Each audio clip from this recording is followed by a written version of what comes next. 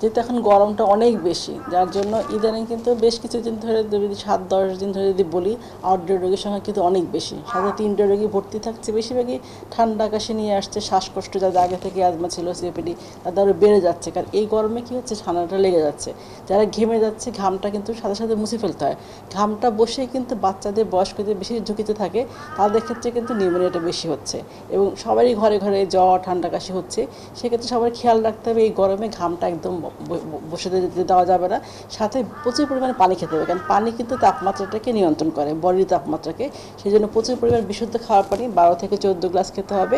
সাথে যখন এই যে গরম আর ঠান্ডা, এসিতে যখন থাকছে আবার বাইরে যাচ্ছে, তখন কিন্তু গরম, সব কিছু মিলে কিন্তু তারতম্য ভেরিয়েশন হচ্ছে। এই কারণে কিন্তু উচিত হলো যে একটা মানে নর্মাল পরিবেশে ঘরটাকে রাখা, এবং মানে সুস্থ সুস্থ সুন্দর ঘরটাকে রাখা, যাতে বাচ্চারা বাইরে যখন বের হচ্ছে ঘেমে গেলে ঘামটা যেন মুছে দেয়।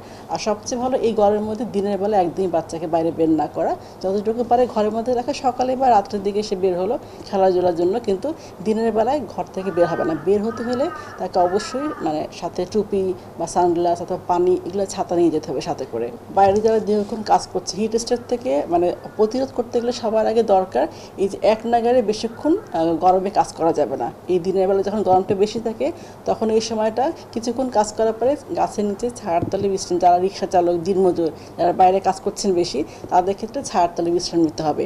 এক নাগারে বেশিক্ষণ কাজ করলে কিন্তু হিট স্ট্রোক হতেই পারে, কারণ তখন দেখা যাচ্ছে বডি টেম্পারেচারটা 40 ডিগ্রি সেন্টিগ্রেড উপরে উঠে যায়। এই জন্য পানি খাবে, বিশুদ্ধ খাওয়া পানি।